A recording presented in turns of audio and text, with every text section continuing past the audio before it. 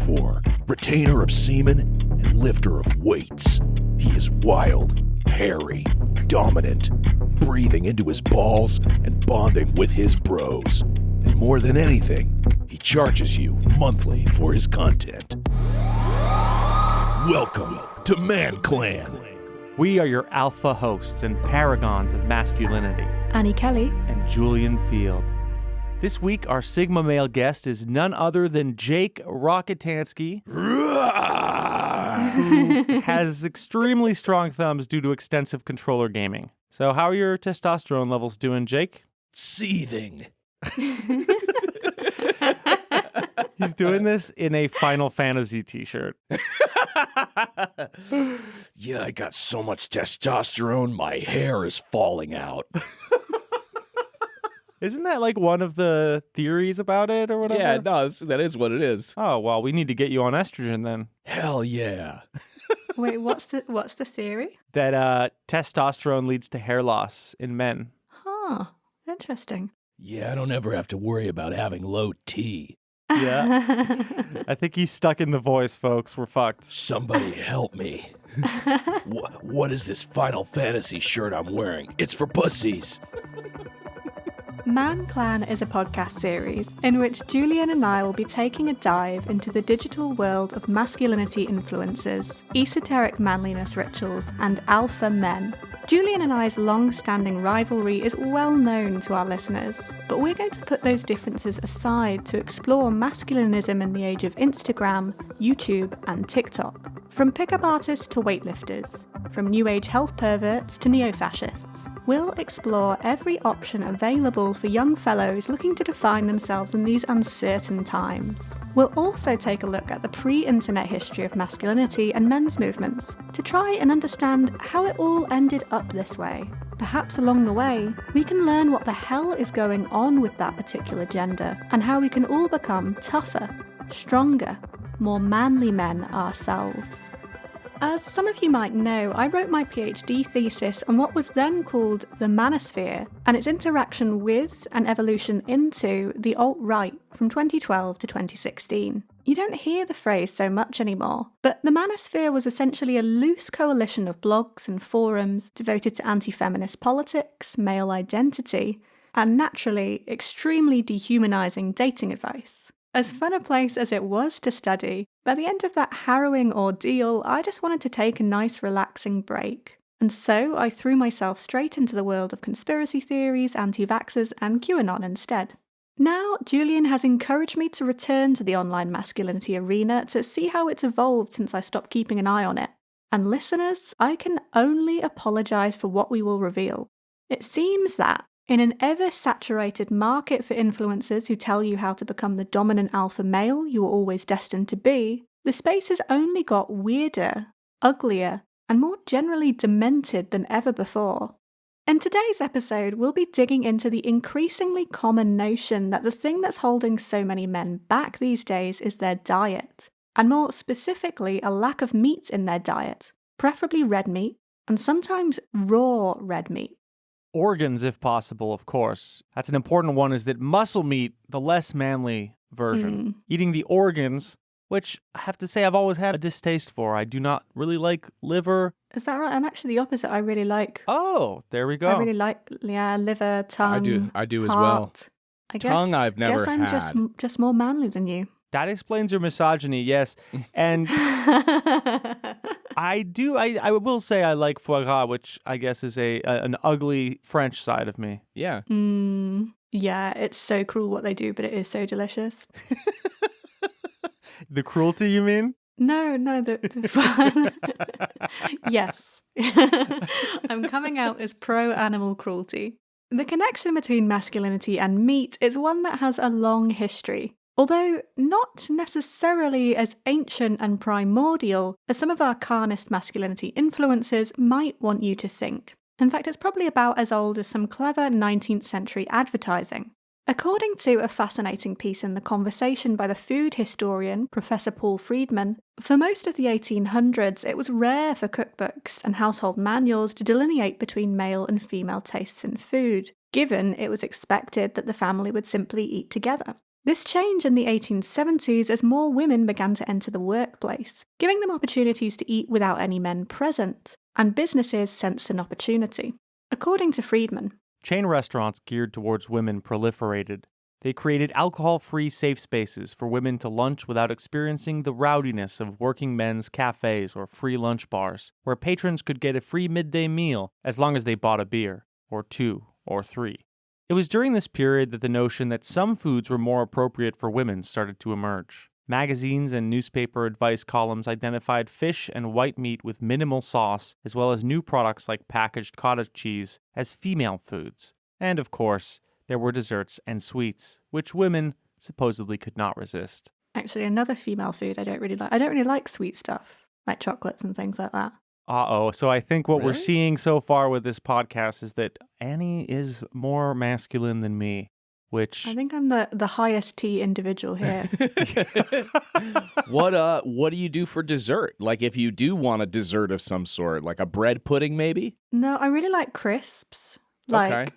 yeah, like kind of I like really salty things. I think that's my treat food, crisps. Okay. And actually some of the really sour sweets. Do you guys have Haribo there? We do. Yes, those are great. The Tang-fastic ones, the really sour ones, I like those. Tang-fastic? Yeah. This success of gendered advertising soon evolved into a common-sense nutritional belief that men and women didn't just desire different foods, they needed them. And the supposed biological requirement in men for meat just made sense in a way. Because they were meant to be the strong and dominant gender, it was only logical that they needed the nutritional essence of domination, eating another animal, even if the form the animal came to the consumer in was a far cry from having hunted it himself. During the rationing of World War I, where meat was scarce, prime supply chain routes in Europe were diverted from mostly female civilians to male soldiers. The supposed bolstering powers that meat gives to strong, tough manliness has lasted to the present day. In a 2019 study, social scientists Nakagawa and Hart found that when male participants experienced a subtle threat to their masculinity, they would express a greater attachment to meat than male participants who hadn't experienced such a threat.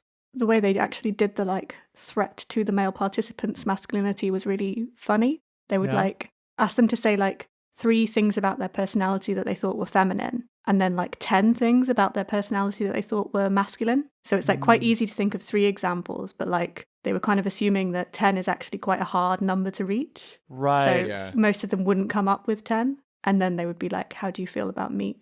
It's quite God devilish. damn, yeah. Devilish design. Once you're done with left ball, right ball, penis, I'm pretty sure that's about it. Back hair.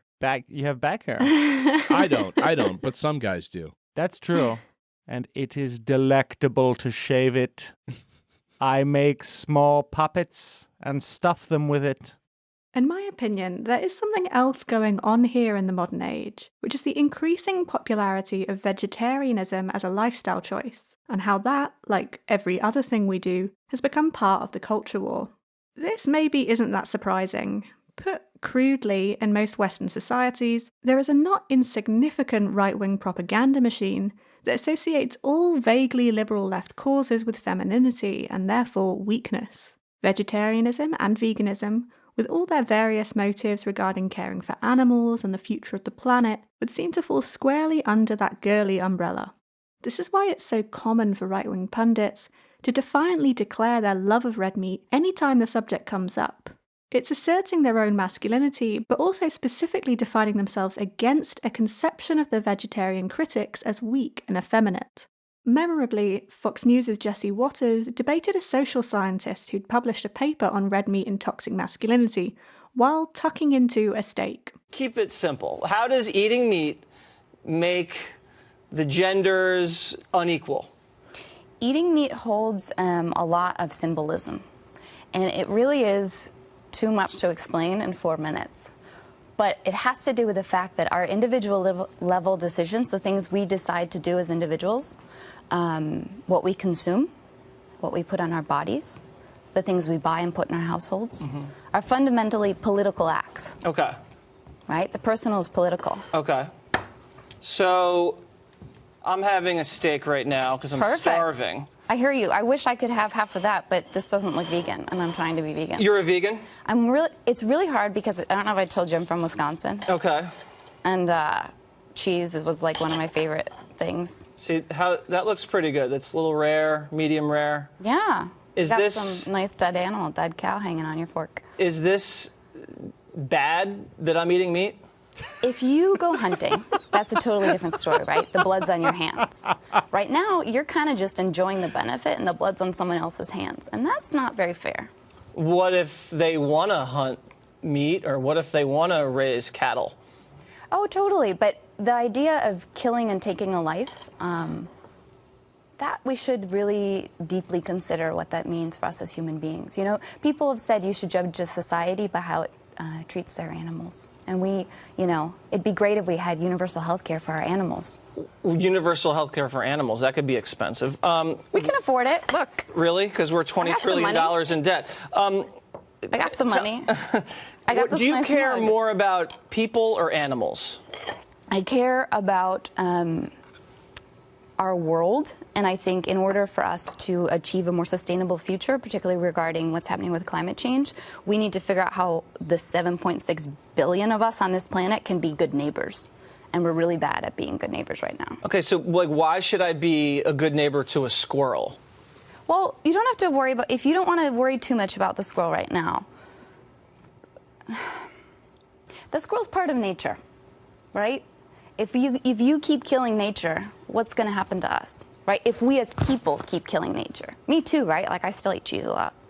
It's not like something that's going to be perfect. We're never going to be perfect at it. But what if you're just hungry and the animals are there for us to enjoy for dinner, for lunch, God said for so. breakfast? Did God tell you that? Well, I mean, why would they taste so good if we weren't supposed to eat them? Oh my God. Is insufferable in this clip. Oh God, he's like a Family Guy bit. Like, oh Yeah. yeah, steak brought to you. Yeah. Oh man, and Triggering the libs, right? yeah, exactly, of course. And there's a billion people and their lazy boys watching this, going, whoa, oh, he's taking another bite. He's taking another bite. He's winking at her. Stupid lib, stupid dumb professor with all her knowledge and her good neighbors. Give me the steak. God, Unbelievable. we will be doing that same stupid face and that awful little grimace that he's doing as we ride a bomb directly down into the earth. I mean, it's just like, hey, listen, I eat meat. I like meat. Being a twat like this is what meat eaters accuse vegans of doing. And he looks like such a schmuck. Let's be Yeah. honest. He's He's a real they piece have of it shit. set up like he's at like a fancy restaurant. This is just dripping with classism also in the fucking suit and the seasoned steak, and they brought him like a set of silverware rolled up in a napkin. I thought this was a news show. Yeah. Like no. why are you doing this? No, this is, first of all, it's not a show. It's a world. It's Water's world. And Well, I would like to take him Jesse to Water to World. Waterworld Yeah. and see how survives. Yeah, well, you know Less what? meat out there. I'll bet Jesse's one of those neo-sapiens who's got gills on his neck. Yeah. I mean, it is very funny the way he's incapable of formulating a decent point because he's so satisfied with the bit that everything that Yeah. he's saying during it is dumb. But what if we like that? But should I like squirrels?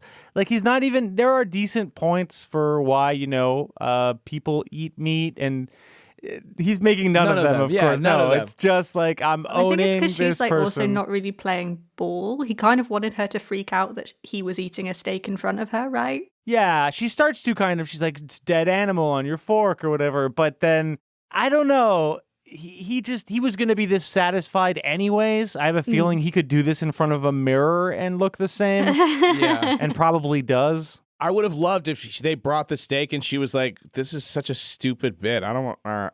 I'm out." And like just took off her microphone, and I'll bet he would have sat there just eating his steak silently, smirking at the camera.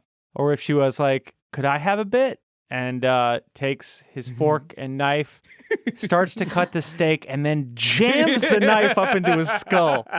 So we have two strands of thought here about masculinity and meat. One which says men biologically need meat to remain strong alpha hunters, and another which says that veganism as a lifestyle trait associated with liberals is essentially for girls. More recently, the online right have fused these two narratives in their own charming and unique way. It began with a theory posted on, where else? The fitness board of 4chan, that claimed soybeans, which are the basis for tofu and frequently found in vegetarian meat substitutes, contained phytoestrogens and were thus literally force-femming hapless liberal men concerned about their carbon footprint. This led to soy boy becoming a trendy insult among the far right for men they perceived as overly liberal, weak, or feminine. Wait, so you're telling me the soy boy thing came directly from 4chan? Yes. Oh my God. Oh no, I thought we could get away from this QAnon bullshit. That's the same pattern. Paul Joseph Watson, then an editor at InfoWars, quickly jumped on the trend and made a video for his channel on YouTube, popularising the concept for the less social media savvy. Soybeans contain high amounts of phytoestrogens, organic compounds that mimic the female hormone estrogen in the human body. This reduces testosterone and lowers male sperm count. Men who eat half a serving of soy a day have 34 million fewer sperm per millimeter than those who don't. Men with low testosterone have impaired sexual functioning. They lose their libido. Men with high estrogen take on feminine traits. They find it harder to handle stress. I'm triggered. They become less assertive. They become low energy. Their voices get higher. Their genitals shrink. They lose muscle tone and they lose hair. Just incredible. And he even says millimeter instead of milliliter, showing what's really going on here. But yeah, it's true. If men eat enough soy, they sound British. As an amusing twist of fate would have it, it turns out the brain force energy pills that Watson's own InfoWars was peddling also happen to contain soy. But all of this is of little importance because essentially the hack science behind the supposed feminizing effects of soybeans was incorrect. Phytoestrogens are not the same as the estrogen that humans produce, and while experiments done at a cellular level do show the phytoestrogens mimicking the effect of human estrogen, it doesn't necessarily follow that this would affect the whole body the same as taking hormone replacement therapy. In a meta-review on the effects of diet on sex hormone levels in men, the authors N.E. Allen and T.J.K. concluded that, quote, in comparison with factors such as age and BMI, nutrients do not appear to be strong determinants of sex hormone levels, and that, quote, the data on the effects of dietary phytoestrogens on sex hormone levels in men are too limited for conclusions to be drawn. But as Adam Hamblin, writing for The Atlantic, noted, we actually do have a gigantic reference point to refute the allegations that soybeans are nature's hormone replacement therapy. After all, there are many countries in the world where eating food made from soybeans isn't a recent phenomenon. This contemporary soy panic in the West either fails to mention the fact that soy products seem to have been working just fine for Asia without eradicating the male race, or perhaps on a more sinister level draws on racist stereotypes about Asian men as evidence.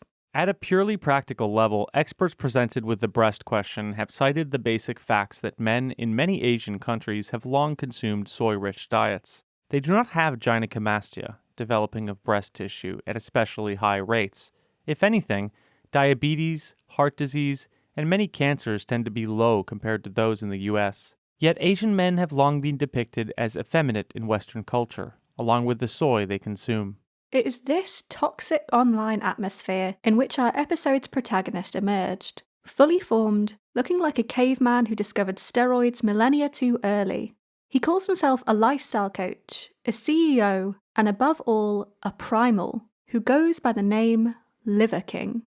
The Liver King, real name Brian Johnson, offers an alternative lifestyle to his followers that he claims makes you happier, stronger, and healthier. And to be fair to him, it is a bit more complicated than simply eat more meat, although that's obviously a big part of it. Primals need to know how hard Liver King Chef Lionel works on Saturday. I'm Liver King Chef Lionel, and here's what I made for dinner tonight. Of course, we have our bone marrow. We got our liver because liver is king. We have our testicles because who needs vegetables when you got testicles? Aside from that, we have a whole roasted skin on stuffed lamb This is going to be stuffed with rice, potatoes, some organ, and some Mediterranean seasoning as well.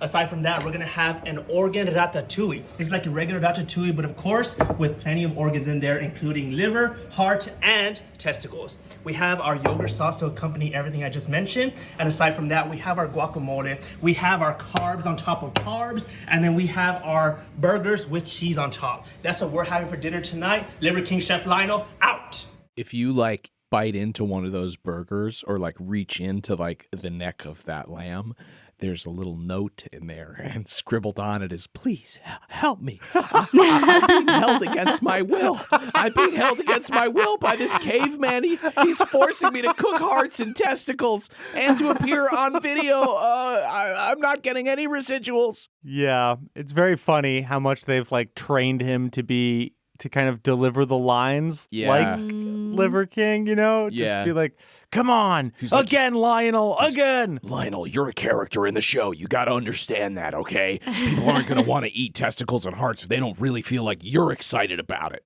Yeah. Liver King, as you can see, takes the eating meat principle to its extreme. To him, all meat is not made equal.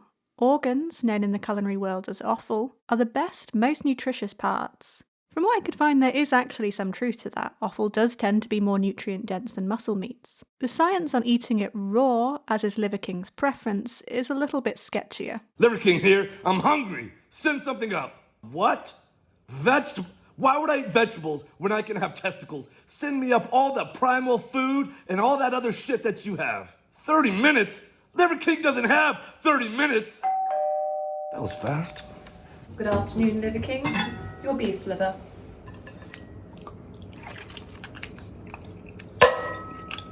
More! Your bison liver.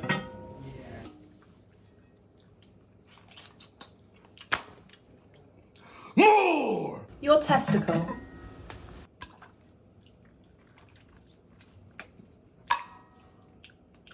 More! Your bone marrow.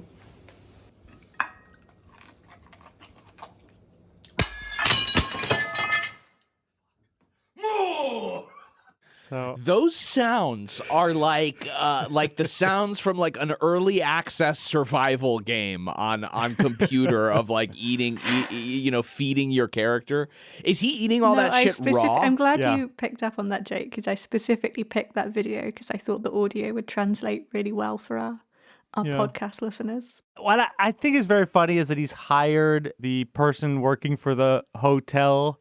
Probably not hired, just asked her to be in the video. I doubt he pays these people. Poor Chef Lionel. I mean, at least he's getting like a regular wage. But this woman is like holding this kind of tray with this little bell, and with the last piece that he slaps back down on it, it just falls and shatters, all for the bit. Weird, and he's eating all of it raw? Yeah, chewing it raw.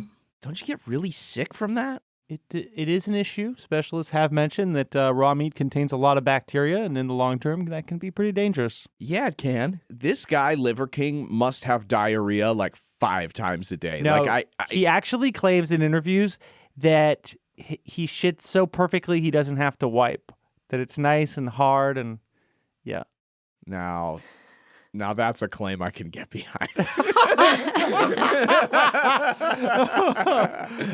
Awful stuff. This is horrible. I hate this. Oh, good. We've just begun. I hate watching this big bearded, he looks like the I'm not trying to body shame. This is somewhat of a compliment. He looks like, back in the day you would get that tube of wrestler men. They were just all pink and they were like these rubber wrestler guys. And they would come in a big plastic tube. You get like 25 of them or whatever. Yeah. He looks like that.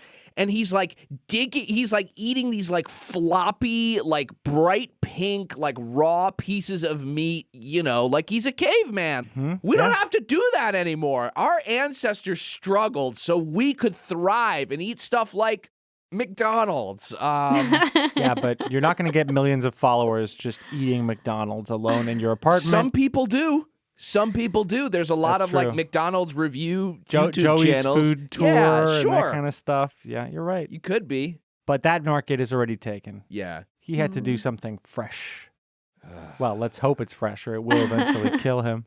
One thing that you have to get used to watching Liver King's content is how he uses primitive. It's typically a derogatory term, and it feels especially uneasy when he, a white guy, uses it freely about indigenous tribes he's visited in Africa. But in Liver King's worldview, the term is actually a compliment. That's because his entire philosophy is that modernity itself is toxic to humans, and the more primitive, primal, and ancestral we become in our lifestyle and habits, the happier we are.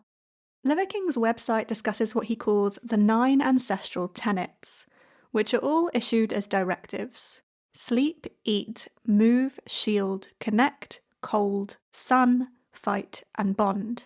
Now, some of these are pretty sensible.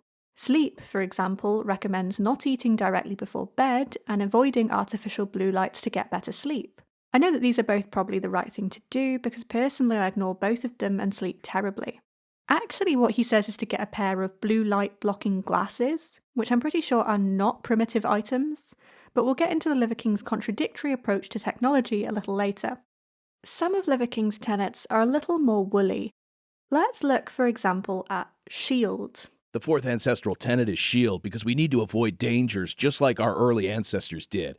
But instead of running from lions, nowadays we run from seed oils, excessive Wi-Fi, EMFs, and man-made poisons. Dangers like these end up compounding, and with an additive effect, they disrupt our hormones, metabolism, and ability to get deep sleep.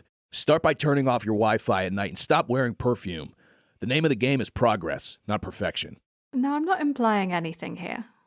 Well, no, I am. But it's interesting in this day and age to discuss shielding from dangers and to include Wi-Fi on that list, but not the well-known, very recent global pandemic in which shielding was very much a common discussion point. And before I knew his stance on vaccines, his strong and explicit dislike of chemicals, his stated distrust of doctors and any health solutions which are not all natural, made me suspect he's probably not a fan.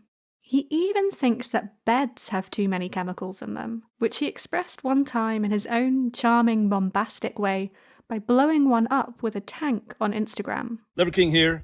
Modern day, fluffy beds that look good, like this one, are laden with polyesters, plastics, and petrochemicals that wreak havoc on your hormone health. That's why this has to be destroyed. 3, 2, 1, liver. Seems like a perfectly good bed he just exploded. Yeah. I love that it's like not enough to just plant some dynamite near it or whatever. He had to like hire a tank to shoot a fucking artillery shell into the bed. He owns that tank. It's part of his fleet of vehicles. To be fair to Liver King, it isn't just beds' chemical content that makes them such a problem. He argues that they make humans too comfortable, preventing us from thriving like our less cosseted ancestors. But also, crucially, they block our access to the earth. This is a big one for Liver King, as he notes in his ancestral tenet, connect. The 5th ancestral tenet is connect. Our early ancestors were in constant contact with the earth 24/7, 365. The earth has a slightly negative charge, which provides a grounding force for our electrophysiology. With the advent of rubber, shoes, cars, houses, and elevated beds, we no longer come into contact with this grounding force. Think about it. When was the last time you had your bare feet planted on the earth for any real duration? The benefits of connecting in the earth include better sleep, improved blood pressure and anti-inflammatory, and protection against EMFs. All you have to do is take your shoes off and put your bare feet directly on the earth, or hug a tree. Start with 10 minutes and pay attention to how you feel. This one is particularly funny to me because grounding is a new age concept that I've come across before. It's usually espoused by older hippie-ish ladies who talk a lot about Mother Earth and Gaia and the like. So Liver King, like a lot of the masculinity influences we'll cover on this series, has taken a concept from a kind of feminine space and turned it into a sort of manly dominance ritual thing. But there is one thing that I will say for Liver King: he's actually kind of likeable. For all the ways in which he's a cartoonishly excessive figure of masculinity and his message of living ancestrally is an essentially reactionary one, he never does the thing that actually gets my goat about influencers in this area, which is denigrate women. Partly, I think this is because of how maximal the lifestyle he promotes is. The masculinity guru sphere is something of a saturated market. Many influencers, in order to even gain a foothold in the attention economy, need to become quite extreme to distinguish themselves. And one of the easiest ways to do this is by saying hateful things to attract as much outrage as possible. Liver King, with his platefuls of raw testicles and fondness for blowing up innocuous furniture items, is already extreme. It's not that he's particularly progressive on gender issues, he just doesn't seem to have increasing resentment towards women as part of his business plan. Perhaps that'll change in the future, as more masculine lifestylists start to muscle in on his shtick. But for now, I'm awarding him the prestigious title of Least Toxic Influencer we'll cover on Manclan. Annie, despite our two clans being at war, with much blood spilled, and inbreeding, and pims, I couldn't be more glad to be hosting our first Manclan summit together. And you know what? I agree with you. Liver King may be the least toxic guy we're going to be covering on this show. He's an exhausting showman, and basically the human incarnation of man as product. But his brand as a whole doesn't seem to be hiding a profound hatred for women, nor does he seem like a particularly nasty person. The first Liver King content I was exposed to was his bread and butter. Short-form, cartoonish skits posted to Instagram and TikTok, where he has 1.7 million and 3.1 million followers respectively. And you know what? Some of them are pretty good. Take this one, for example, in which he challenges my worst enemies, the British, while dual-wielding axes. Liver King here to take over London! Yeah! Liver King, out! Why is he holding like two hatchets? Like he looks like he's about to star in an Ubisoft Assassin's Creed game. Yeah, unclear. But I'm surprised you can get that close to Buckingham Palace. Yeah, with like wielding hatchets. axes. Yeah, very strange. Especially since like knife stuff has been a big issue in Britain, right? Yeah. What are police playing at? They're like, I don't know, he's cool. He seems cool. Yeah, they're all too scared of him. While he was in the UK, Liver King also took a moment to desecrate the passing of Queen Elizabeth II by lifting weights in front of Buckingham Palace, exclaiming, "I'm here, the Liver King," which I think is very funny. Yeah, that was cool. Also, while in the UK, Liver King went on a podcast called The Diary of a CEO, which has about 500,000 subscribers on YouTube. The host seemed to like him quite a bit, and I think Liver King appreciated the softball questions, which allowed him to deepen his brand building and personal mystique. In his interview, he explored what he paints as a pretty tough childhood. When he was a baby, his father died while serving in the Navy. His mother and even grandparents used corporal punishment on him. And he was bullied a lot in middle school. I remember keeping a list of people that like a hit list. I would write down the names. If I could get revenge on these people, these are the 5 or 6 guys, that every fucking day they would bully me. I would be blindsided out of nowhere. Sometimes somebody would punch me and I would wake up just with my book bag. The bell had already rang. Going to middle school was just a living hell. I had to figure out a way out of that hellhole. I had started lifting weights just prior to 10 for no really good reason. One of my mom's boyfriend, Michael Glides there, he was a pharmacist. He said, "Hey, I got this old bench in my garage. You want this bench?" And I was like, "Sure, I'll take it." And I was just drawn to it. And then something happened where I realized like this is the only place I could really control the outcomes in my life. And so I was drawn to it more and more and more. And eventually I got strong and I looked strong and I figured out a way out of this hellhole. I figured out how to kind of blend in. I figured out how to get some respect. I'm about 14 at this point. And at this point I got both my ears pierced twice. I got my hair slicked back. I'm wearing the baggy jeans. I got the bomber jacket on. I'm kind of fitted in a little bit. I kind of figured that out. And my mom moved me. She moved us because the high school that the middle school fed to was more of the same, actually even worse. And so she moved me to a predominantly Caucasian place that was more like me. Oh, man. I was with you, dude. I was with you up until that last little part.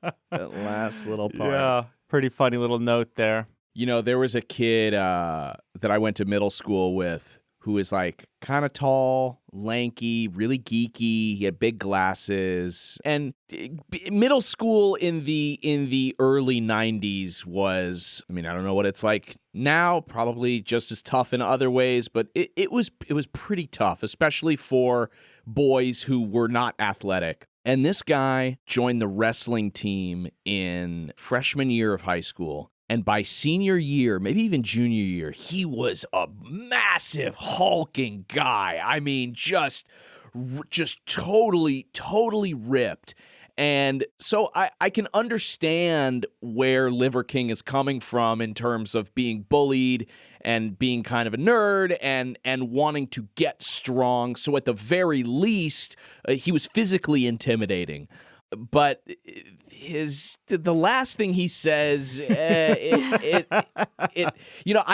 I thought that was going to go was that he said, I did all of this work, I finally was fitting in, I had the cool clothes, I had, I was muscular, and then my mom moved me and I had to start all over, or my mom moved me and I was able to come into a new environment, reinvented, and the bullying stopped or whatever. But to give it that racial sort of flavor, it doesn't feel good. It feels like he wants to say something else. Well, the interesting thing is he does mention that basically his pierced ears and baggy clothes and stuff didn't fit in at the new white high school that he went to. And the second note that I would make there is that as opposed to your friend, Liver King is 5'7". So he's a pretty short guy. Oh, he's a short guy. Yeah. Hey, I was 5'7", basically all through. I mean, I'm 5'9" now, and I went into high school 5'1". Yeah. And over the course of, and I'm not an athletic guy. I tried out for the baseball team. I didn't make it. I tried out for the basketball team. I didn't make it. I tried out for the fencing team. And quit halfway through tryouts because the physical the sort of physical requirements were too steep, and then I tried out for a play, and that's where I stayed. But I had a little bit of that sort of short guy syndrome as well. Me too, honestly. I did not grow up to be. I'm about 6'1" now, but I was a very short guy until I went through puberty, which was quite late. Same, yeah. 2 years into high school. Yeah, same. So, yeah. I didn't get my braces off until beginning of senior year. Yeah. And then I also developed a little bit of a eating disorder because I was kind of a chubby kid, unathletic. So there are pictures of me from senior year where I had my braces off and I was really skinny. I had this long sort of giraffe neck because my body just wasn't meant to be that skinny. I mean, it sucks. Other kids suck. Especially during that period where nobody was aware really of anybody's feelings. And the message from the grown-ups was, sticks and stones will break my bones, but names will never hurt me. That was what you were told. You were basically told, well, hey, yeah, people are going to call you these horrible things. That's what they're going to do. And all you have to do is just not let it bother you, which is easier said than done. I mean, even when I grew up, and kind of went through a growth spurt, I was still a really skinny and kind of gangly and lanky guy. And instead of heading to the weight bench, I started doing drugs, and that made me cool. Yeah, that made you cool because you were unpredictable. Yeah. Unpredictable. I wasn't on PCP, but they didn't know what drug. If you were open to drugs, you could be on any of them. No, it was hey, those cool kids are going to raves every weekend. They're going to walking to McDonald's on their break and smoking pot in a small jungle space where used condoms were often found on the ground. See, the funny thing was the kids at my high school who were also the smokers, the cigarette smokers, they all essentially, for lack of a better description, looked like Columbine kids. They had the long black trench coats. They hung out. They hung out on the corner. They were very goth. Yeah, and I didn't really know about. I found out later that half of the swim team was on cocaine most of the time. I never saw cocaine during high school. I barely saw marijuana. I mean, yeah, it was hard to come by in the Midwest suburbs. You also barely saw any pussy. True, I was a virgin out of high school. I was a kid who did not have sex in high school. I lost my virginity the I believe, the night of our prom, because I was a 17-year-old at the time. And I really thought you were going to be like the night of our wedding. No, I'll leave that to you Catholics. Oh my God, the night of my prom, I think it was senior year, I took this girl who I really liked, and I was like, we were having that awkward moment, where, you're dropping her off at the end of the night, and I was like, okay, this is the moment. I'm gonna go in for the kiss, maybe. And she put her hand over her mouth and was like, "Oh, I don't feel so well," and got out of the car like she had to vomit.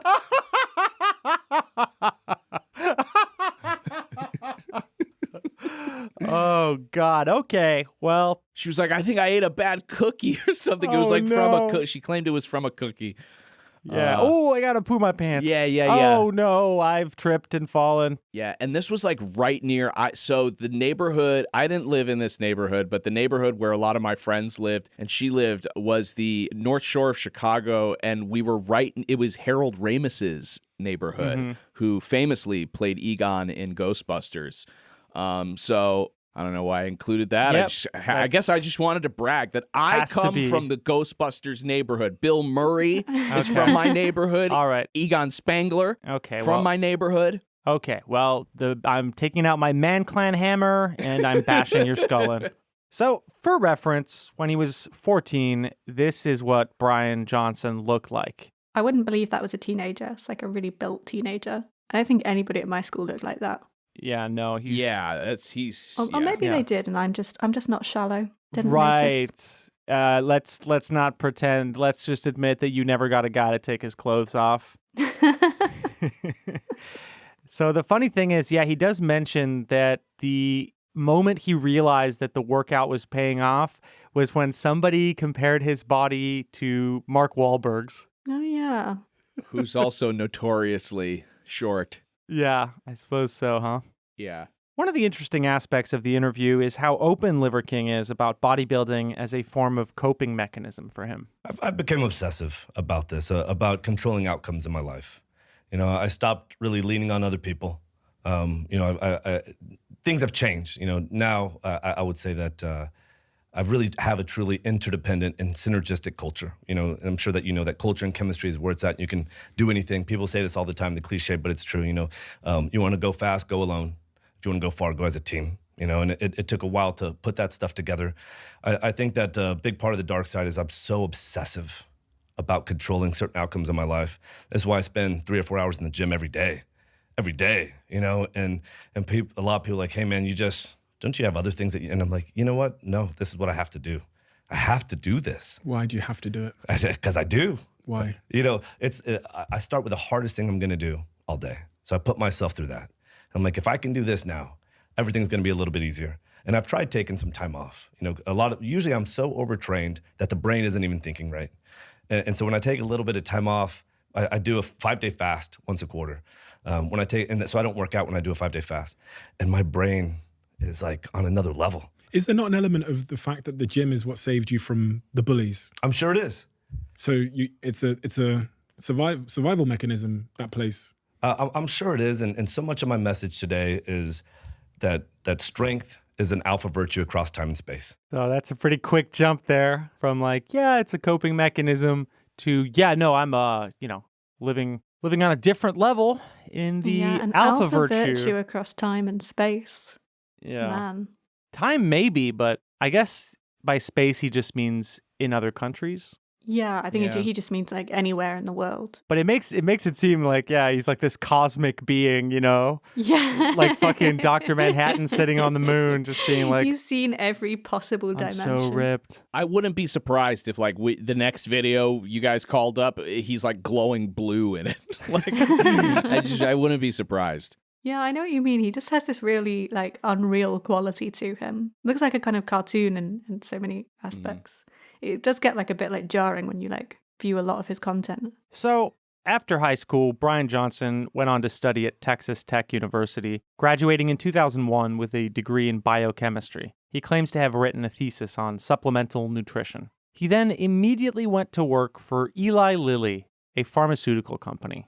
A quick glance at their Wikipedia shows they've been embroiled in multiple scandals, including illegally marketing drugs, workplace discrimination, jacking up the price of insulin, and buying the right to manufacture a controversial bovine growth hormone used to increase milk production in cows. The previous manufacturer of that drug was all-around good guys, Monsanto Pharmaceutical.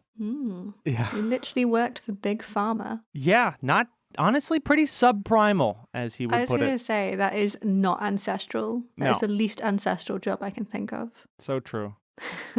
After 4 years of that, Johnson left the company, and his resume begins to look a little more complex. A few different companies pop up under him, and simultaneously worked as a rep for Livanova, which manufactures cardiac surgery and neuromodulation devices. He also founded and named himself Chief Visionary Officer of a company called Synergy Playgrounds, LLC.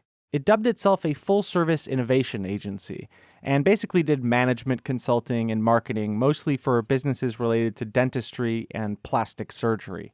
Another decidedly subprimal thing. So, Jake, could you just read what he put on his old LinkedIn under Chief Visionary Officer? Welcome to Synergy Playgrounds, powered by a culture of synergy that makes it rain in vertically aligned markets. We unleash creative synergy that drives small business performance for big business ambition. Welcome to Radically Different. It's a radically different way of thinking, doing, and delivering victory for the wildly important goals of the game. So I've never read so much nonsense.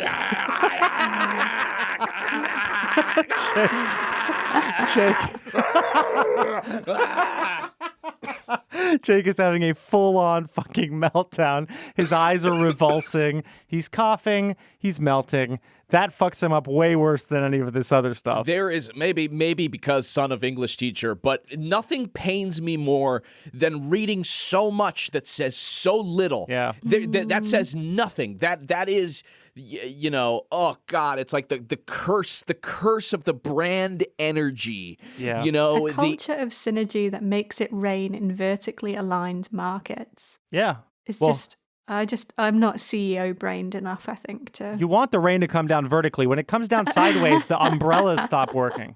No, because I think he's trying to tap into the business slang of like multiple verticals. No, I know. You know, all of these people, we all do. Let's be honest. Okay. If you're working and doing anything, you're in any industry, you've got a bunch of words that make whatever you're doing sound like you're not still a fucking kid just trying to figure everything out. Like it's. Also, it kind of validates the fact that you're probably doing a job that could not exist and would just make the world a better place if that was so. Yeah, that's very true. That is very true. Well, you got to do what you got to do, I guess, folks, to pay the rent. So around this time, he also had a company called Brian Box Holdings that he later renamed Brain Box Holdings. And basically, like, it was interesting, I think, looking into this era because it's hard to find information, and also there's always like a list of companies with weird ass fucking names like Synergy Playgrounds or Brain Box. Anyways, 2004 was a big year for Johnson because he also met his wife Barbara while snowboarding. Hell yeah. Awesome. That's a great way to meet somebody. What a fun shared interest. Yeah. I got no problem with that. Yeah. No, it's good. It's a very Caucasian space. It's promise of no bullying. Moving too fast down the mountain for anybody to, sucker punch you. The only person who's sucker punching you is a child who's lost control of their skis. Or a tree that you collide with. So, Annie, I wanted to show you a picture of these two at some point before Brian Johnson became the full-on Liver King. And before she became Liver Queen as well. Absolutely. I don't think we've mentioned that. He always refers to her as Liver Queen. Yeah. No, it's a nice picture. Like, he's becoming more like the Liver King that we know and love. But he still kind of looks feasibly like a real person here. Yeah, they look like a happy, cute couple. I mean, he looks like he obviously shaves his chest and does bodybuilding, but there's nothing yet that's like insanely cartoonish about his physique. He just looks like a guy who's extremely into working out and, having a nice body or whatever. And yeah, they seem happy together. Here's from a GQ magazine profile of Liver King by Madeline Aguilar. Barbara was a dentist, and they opened a successful dental practice together before moving on to selling nutritional supplements that support the ancestral lifestyle to which they had become devoted. His company, Ancestral Supplements, offers tubs full of gnarlier stuff than you find at the local G&C. Grass-fed desiccated beef liver capsules, of course, and grass-fed beef brain, beef tallow, bone and marrow, thyroid, and colostrum. He claims that while his businesses bring in more than $100 million a year, social media is a money-losing proposition, at least so far. At some point, the dental business grew to encompass several locations, and the two also started some real estate-related operations. The whole thing is a bit muddy, but what's clear is that Liver King and his wife became very wealthy, even before they started a dozen companies that Johnson considered ancestral, most of which sell supplements and seem to be multi-level marketing operations, recruiting what Brian called true believers with some pretty questionable marketing material. Annie, would you care to describe this website splash page for Ancestral Supplements recruitment efforts? Yeah, so it seems to show a vintage photograph of Native American tribespeople on horses. They've got some teepees behind them, and it says, "Join our tribe" in big orange letters. Now hiring true believers, $70,000 to $100,000. Yeah. In the page text, Johnson used his two children as a form of testimonial to the power of the product. I believe that every man, woman, and child has the right to be strong, healthy, and happy, autoimmune-free, eczema-free, allergy-free, fatigue-free, and so on. To live life with robust energy and biological resilience. To go from a mere existence in life to discovering that which makes life worth living. When my boys were tiny, they didn't thrive. They were allergic to everything. Modern-day doctors couldn't help, so I set out on a journey and discovered ancestral living. Things like nose-to-tail foods that our DNA evolved with. The things that our DNA still expects today to heal and be healthy. My boys haven't been back to a doctor's office the greater part of a decade, and they're the strongest, healthiest, and happiest boys you'll ever set your eyes on. I believe that ancestral living is the path to health and healing. I just so happen to sell nose-to-tail supplements like bone marrow, liver, and other organ meats in simple, convenient gelatin capsules. Want to buy one? That is how I would take these supplements if I were forced to. Yeah, I mean, he makes eating them look so disgusting that I guess if I was sold on the health benefits but not on eating them, I'd not on be eating a raw piece of flesh. Yeah. Literally cut out of an animal, hours before. I'd take the capsule. Yeah. The material we just examined was taken from the old Ancestral Supplements site, which was changed at some point this year. So, Annie, can you tell us how the new splash page differs from the old one? So it's now some very cute-looking cows. I mean, I don't know what kind of cows they are. They look like the ones we have in Scotland here, actually. The big shaggy ones with horns. And it says, "Join our tribe, now hiring true believers." And no mention of what the salary cap might be. No more salary claims and some people believe that people should make $15 an hour. I think 12 is a more reasonable it's ancestral. You need to respect the ancestors, like the chimney sweeps in Victorian eras. Yeah, he's like one of those guys like Elon Musk who has people doing incredibly tough labor, but he's like, it's the prestige, it's the prestige for working for the company. A lot of your pay is tied into the fact that you're working for such an incredible company. Yeah, it's like passion for the tribe. Yeah, it is very ancestral if your ancestor owned a coal mine. Yeah. 200 years ago, where you just made everyone buy from the company store and such. Yeah. Here's some ancestral script. Actually, we're going to get to that. So, this brings us to the birth of Liver King, a character claiming repeatedly that he, quote, ate Brian Johnson. So, he basically claims that Brian Johnson is gone, and he no longer goes by that name because Liver King devoured him. It's weird. Yeah. Sounds like something out of an episode of True Detective, I think it's quite a poetic concept of devouring your old self. Yeah. Very cool. Very cool. His first post on any social media platform was made in August of 2021. So how has Liver King established such a huge following in just over a year online? The answer is, the whole thing was planned out by the 1DS Collective, an influencer marketing and manager agency. In fact, Johnson had contacted them even before he started his accounts, and by that point, he already had the sponsors for his future influencer persona, his many ancestral brands of supplements. All of this was uncovered by Steffi Chow, who wrote this for BuzzFeed News. This is not exactly a new phenomenon. As brands become increasingly dependent on social media platforms and influencers to find viral success, particularly in the wellness space, non-regulated products like detox teas that advertise a flat tummy have played the algorithm in order to cut through the saturation of marketing. And inversely, many influencers have used their growing following to sell questionably researched wellness products. But rather than the traditional influencer to SponCon pipeline, Johnson joined social media as a ready-made brand promoting an ancestral lifestyle and the products that can help you attain that lifestyle. Johnson said, I'm an evolutionary hunter, so I have a few businesses. All of them are exactly the same. The same story brand, the same mission. I love I'm an evolutionary hunter, so I have a few businesses. Yeah. It's, Like, what? well, just Not ancestral. Christ. I'm a hunter. Usually a hunter has, a prey in mind, and That's the stalks consumer. that one. Yeah, the consumer is the That prey. one, prey, that one prize kill. Yeah, he's more of a fisher in that way, where he's Yeah. trying to get a bunch of fish into a big-ass net. Yeah. Look, I'm an evolutionary fisherman, so naturally, I have a couple of businesses. There's a specific set of vocabulary associated with the brand as well.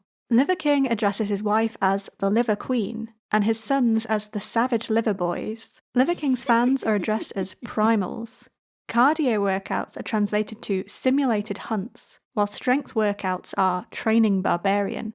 Now, when corporations using memes and voicey language is considered unbearably cringy, the Liver King persona slips past the trappings of a faceless company and user-created jokes to formulate his own ecosystem. Yeah, so, we mentioned company script earlier, but essentially now his system is that he'll have influencers post about the product, and they are recompensed in store credit for ancestral supplements. Oh, so that really is company store. Yeah, it really is company script. Wow. Liver dollars. Liver dollar. But in all the articles I read about Liver King, quoted specialists agreed his diet is neither healthy nor recommended. Including vegetables is actually a good thing. Eating only organ meat, especially raw, can be dangerous due to bacteria and deleterious to your health in the long term. Other claims made by Liver King are also hokum. There is no scientific proof that electromagnetic radiation harms humans. Vaccines are not inherently dangerous. And the idea that eating an animal's testicles reinforces one's own testicles just doesn't check out.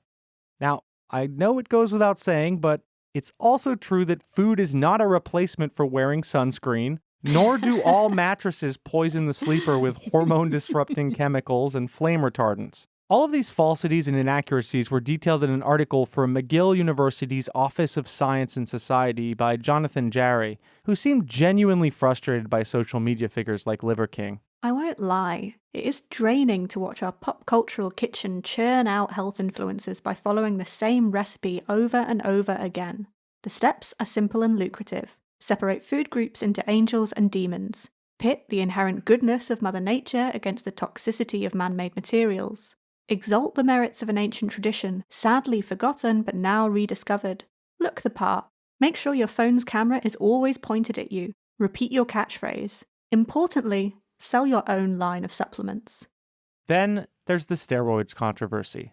Across the board, fitness influencers, bodybuilders, and bystanders take one look at this red vascular cloud of a man and express doubt that Liver King is natty, a term used to describe people who don't take steroids or hormones to enhance their workout performance or gains.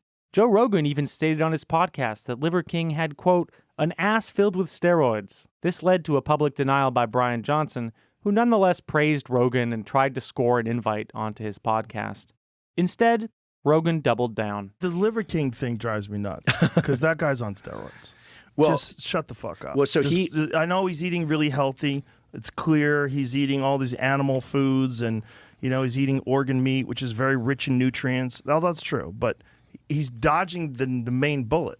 Well, it's too late for him now because he said no. Yeah. So if he is even on TRT, he should come out and just say it. Well, look at him. Because, I mean, just do you know how rare it is to have a physique like that and not be on steroids? You would have to be in the 0.1% of the human population. Just the rare genetic freaks.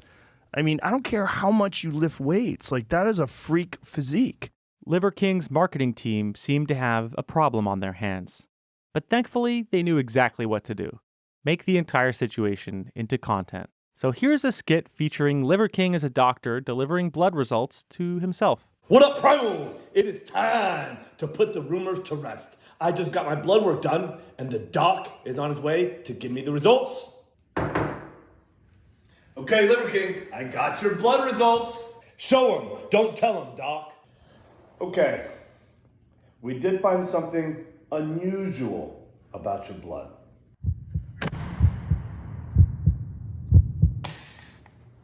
Aha! I knew it! Primal!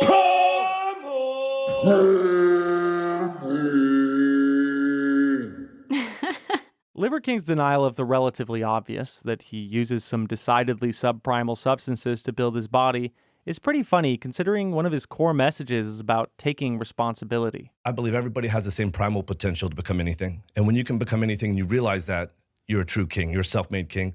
And that's all about what I believe I model, teach, and preach is taking extreme ownership, leadership, responsibility over the life that you shape and create, right? This is the opposite of the guy sitting on the couch, making reaction videos, making excuses for his life, right? You have to have that insight. You have to be held accountable either by someone else and or to hold yourself accountable to one day move along the continuum from being dependent to finally independent to interdependent, right? Somewhere along that maturity continuum, I believe it's unacceptable for us to allow people to continue to do that. Have we lost ourselves a little bit there? Have we gone a bit soft? Have we gone a little bit too far in the direction of lack of accountability, blame, and lack of personal responsibility? I believe so. I believe 100% we have. You know, something's happened where people really watch what they have to say today. You know, we're nice to each other. You know, I say there's something that's happened where men have become pussies today. Yeah, man, you really pulled it up from your bootstraps, guy who got transferred to all Caucasian school, who then, was kissed into the dentistry business and then, worked for Big Pharma. Like, nothing pisses me off more than like a super rich guy being like, yeah, it's your fault that you're broke, you know, it's your fault that you're sad or depressed, or that's on you. It's because you don't, you're not touching the ground enough, my man. Yeah, you make a good point. I have point. such bad news for you, Jake, about how all of the influences that me and Julian are going to cover talk. Yeah. It's like this. It's like this. This is the world. It's all fucking Ayn Randian bullshit. Yeah, not that the unawareness that you started on, second base or third base. Yeah, and I guess it's also, they have a product to sell, and part of selling that product is like the promise it will make your life better. So they can't say, there are circumstances out of your control. Yeah, of course. But I would like them a little bit more if they did. Yeah, me too. I think it's very telling that when asked for examples, Liver King described situations where his employees and people serving him food needed to take more accountability. Of course. Oh, man, and you treat your staff bad? Oh, second number one pet peeve. I believe in accountability. I could give you some examples. On the way to the airport, our driver was supposed to be here 15 minutes early. He's supposed to have my car picked up. I got an F-450 dually truck. It's supposed to be in the shade 15 minutes early. And it's not, he showed up really just on time. And we get in the car. It's hot as shit. We're all sweating, And again, I'm good with all that stuff. But you know what? I sweat for 4 or 5 hours a day. I'm like, I'm ready to get in the car. Right now I'm ready to be comfortable. And I said, hey, Adam, what happened? And he said, well, I just got back from Mexico. I was driving somebody, in an RV, yada, yada, yada. And I said, Adam, all those are excuses. What I want to hear you just say is, I showed up late. This is my fault. This won't happen again. And so he starts going into all, and I said, oh, man, don't make me do this. Not in front of my kids.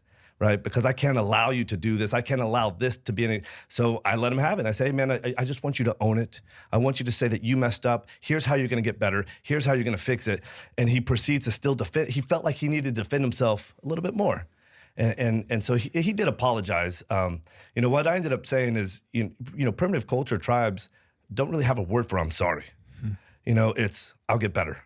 They first have to have the insight to, hey, I fucked up and I'm going to get better. And that's all I want to hear. The guy fucked up by being on time and not having the car so cold that this hulking muscle of a man didn't have to sweat extra, I guess. Yeah, he's shirtless in this interview and he is dripping.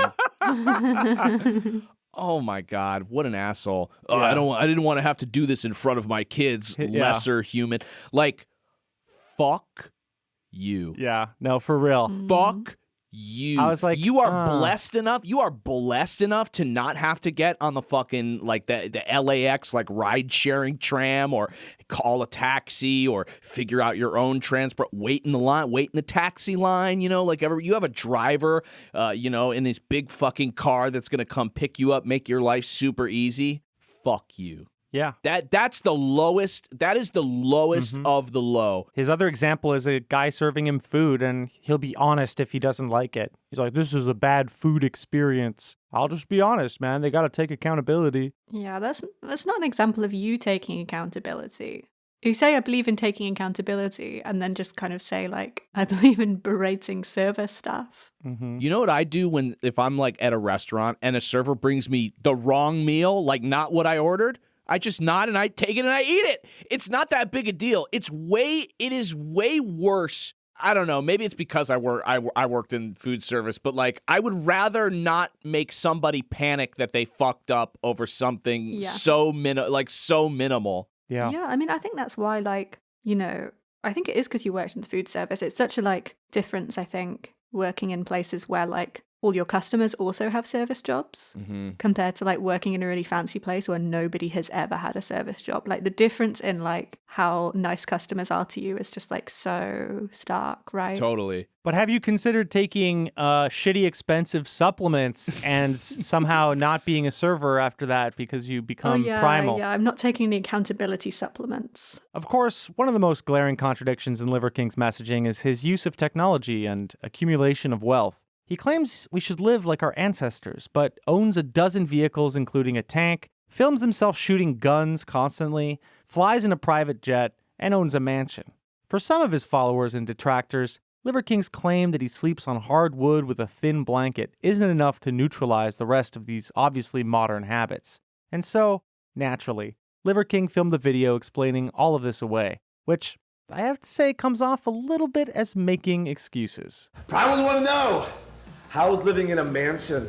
How is flying a private jet? How is having a wakeboarding boat? How is having all this stuff? How is this ancestral, right? And I love telling this story because the evolutionary hunters, our earliest ancestors, left the comfort of the cave for a better life, to build a better life full of excitement and full of adventure.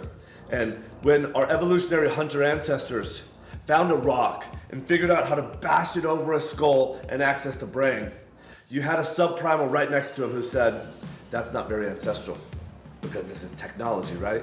And that same evolutionary hunter figured out how to shape that rock into a blade and how to use it as a weapon and how to use it to butcher an animal. And that same subprimal sitting on the couch, he says, hey, that's not very ancestral, right? So he continues to do his thing and live a subprimal life. And that evolutionary hunter figures out how to create fire at will. Again, a progression of technology.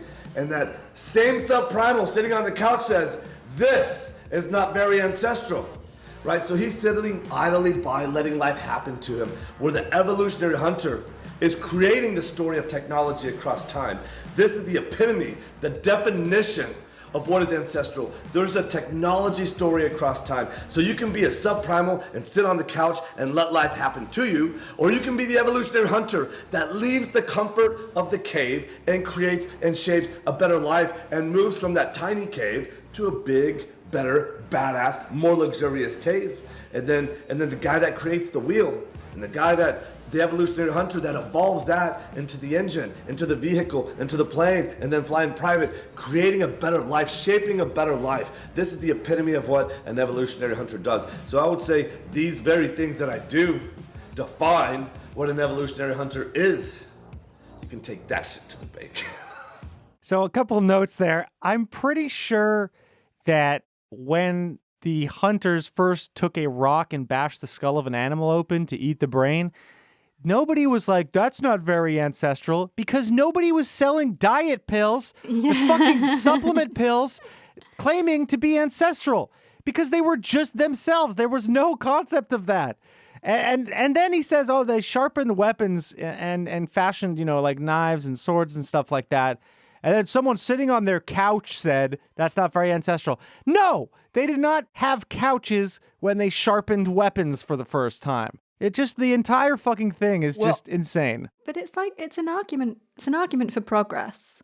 Do you know? And that's what I don't understand. He's saying, progress it's good. Progress, the humans have always innovated and have always created technology, and that's what makes us human. And I agree. But I'm just like, so why doesn't that count for vaccines? Or beds. Do you know, he's completely right that there probably were at every stage of human kind of innovation and technology, there probably were people who were like, I like the old ways better. Yeah. I know the old ways better. This is what we've always done. I prefer it.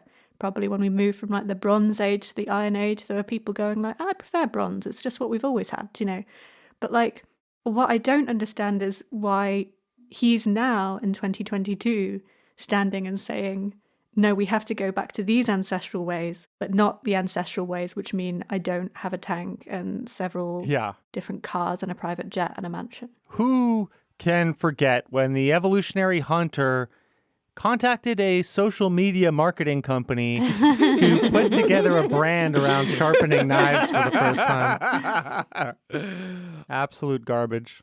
Oh my goodness. I'm so chuffed.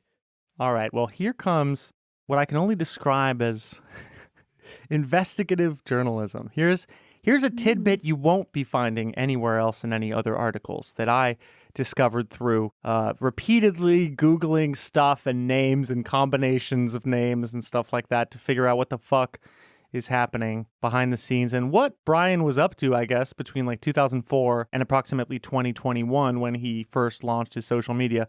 I have a feeling he's had some of this stuff scrubbed by a company, or he just really wasn't that online. But I think with Liver King, we have to ask ourselves a question that often comes up with these types of figures. Do they believe their own bullshit? Or is it all just a put-on to make a buck? When I first started looking into him, I was really on the fence about it. But then I found a page from his Ancestral Supplements website that is no longer linked to from the main site. It's titled Brian M. Johnson and Barbara B. Johnson, Dying Wishes. And it seems like my man is properly pilled to the gills on his own messaging. Here's a part of it. Advance directive, living will. If either myself and or wife are in a position where we can no longer make informed medical decisions for ourselves, we'd like another chance. That means that we'd like to explore a supraphysiological ketone diet that's also rich in omega-3s, including lots of krill oil and non-rancid fish oils. No sugar, no carbs, no shit. Find a way to get me/us a carnivore-based diet that's high in good fats, moderate protein, and virtually zero carbs. Further, we'd like exogenous ketones administered. Let's see what happens. Also, I/we would like to continue to follow the letter of our ancestral law. This means following everything on our About Us page as it relates to lifestyle, sleep, sunrise exposure, earthing, no ambient artificial light, diet, including magnesium, marrow, tallow, ketosis, etc. Avoid dangers, see About Us page. Hot and cold therapy, lots and lots of real sunshine, music and warmth of human touch. As of March 4th, 2019, I/we would like for Michael to be the one in charge of seeing this through. When is enough enough? If we are not showing improvement within 6 months, that's enough. Pull the plug and celebrate my life with a big party. Amazing food, live music, dancing, and fire. Okay. Wow. So this guy, basically, if he is brain dead, essentially in a coma, they're like, look, brother, put me outside in a put me outside in a glass coffin. I want you to pump me full of liquid meats. Pump me full of liquid meats for half a year. That is insane. See if you can bring me back to life. Incredible. Bring me back to fucking life. If it doesn't work, hey, fire at the funeral, I guess. Make it a party. Yeah, but you are right, Julian, that it's like a really revealing page. Because it shows that he does truly believe this. Yes, yeah, no, he, even when all is lost, like, he's like, pump me full of more meat. I want to look red and bloated and bizarre. And please, shoot some HGH into my toes. I just imagine, him next to his wife, like the end of Snow White, in these big glass cases on like a sunshiny meadow. Yeah. Put me in a med bed. Put me in a med bed, essentially. I would like JFK Jr. to come and administer meat slurries into my lips. So yeah, I was pretty flabbergasted by the page, which was definitely written by Brian himself. I know this because the only other thing on it was a short, unfinished note addressing the care of his two sons, Stryker and Rad. And I think it really goes to show how he sees, the male-female roles. So, instruction for raising Stryker and Rad. Those are his kids' names? Stryker with a Y. Oh, don't make fun of the children. It's not their fault. It's I tried not the to keep them children's out fault. of this. It's not the children's fault. I tried to keep them out of this, but like they sound like Street Fighter characters. He put them in. He puts them in all his like videos, and he has their hair combed in like the same weird way, like towards the center. And it's just like, he's using them as products basically, which kind of sucks. That sucks. Whatever. That sucks. Don't like it. Anyways, not happy to read this. Here we go. Barb's writing this. Oh, that's it? Yeah, okay. It just never got finished. Cool. Okay. Barb was going to write the entire part about raising Stryker and Rad. Okay. Phew. She's going to do the whole kids thing. I know I want the meat slurry. I mean, maybe he's gone really ancestral and they'll just like all be buried together in the same tomb, like the pharaohs. Yeah, Barb's writing this because I would just write, slay them and bury them with me.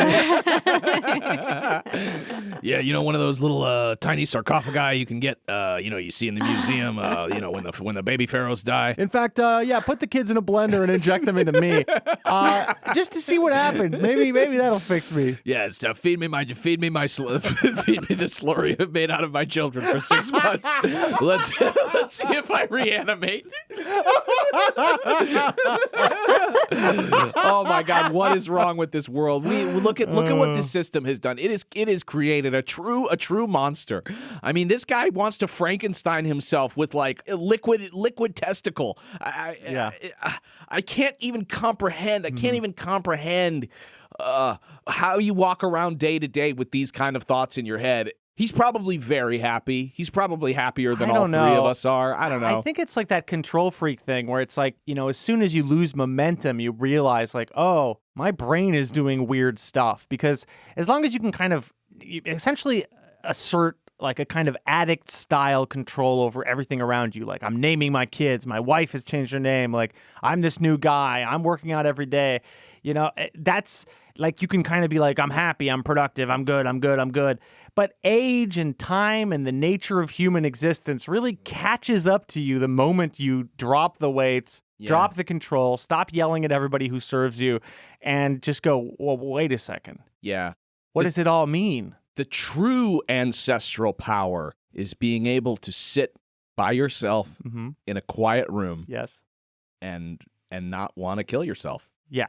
Also, I'm pretty sure he's right-wing. I think he's kind of cleansed that off his timeline, but like a lot of his beliefs obviously align with some of that. And also like recently in a video, he had a Black Rifle Coffee shirt, which is pretty strong symbol that he's like, kind of one of these right-wing guys. And but he's marketing savvy enough to know that he's going to lose potentially half of the market if he goes full, if he reveals his true sort of political ideology. But I mean, I think it's safe to say we know where he... Yeah. I mean, the minute you're kind of like saying that modernity is like what's making us sick and unhappy, that is like the reactionary mind just like boiled down to a sentence, do you know? Yeah, men are pussies is a pretty direct statement. Yeah, I don't think he's voting for Brandon, I'll tell you that. No. Softy Brandon, who keeps falling over with his bike. Subprimal. But how can he reconcile that that God Emperor Trump survives basically solely on processed foods? I bet he's not a fan of Trump. Like, he'd rather Trump be Arnold Schwarzenegger or something. Totally. With essentially the same approach, but just looking better. It seems that social media figures like Liver King are here to stay. They ride the line between ridiculous and inspirational in a way that has come to define a lot of online celebrities. And this only makes them more present in our timelines as people alternate between being like, this guy rocks, he's a fucking giga-chad, and going, oh my god, look at this freak. His ideas are basically just a rehash of masculinist cliches and self-improvement pablum. And with the power of a social media team behind him and an already massive following, I'm sure we'll be hearing about Liver King's stunts for years to come, until he inevitably becomes a successful right-wing politician and rules over us all. So, no more sitting on the couch when that comes around, Jake. Sorry. Yeah, he's going to bring back the divine right of kings. Well, yeah, when he raises himself from the dead by injecting, meats into his comatose body and lives for another 45 years, hell yeah. He's going to be hailed as the great reanimator. I hear you were recently married, Jake. I've been injecting meat slurry all day, and I'll be doing prima nocta on your wife.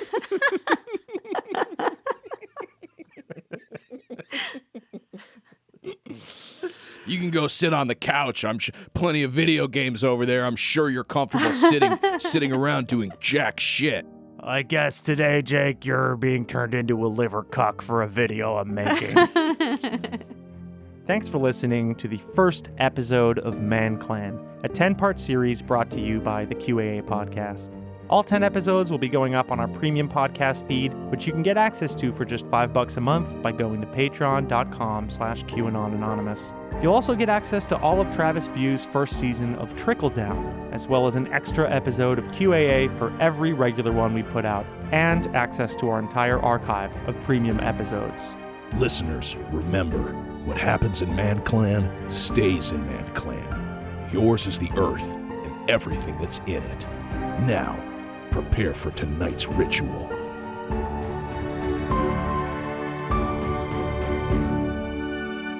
Liver King here, setting world records today. Nobody in the history of capsule swallowing has ever had 30 capsules of King down the hatch. And I'm challenging you, Joey Chestnut, to do the same. See if you can take 30 capsules of King all in one setting. And if you can do 31, you're more manly than Liver King. But how much you want to bet you can't do it? Here we go. Ah.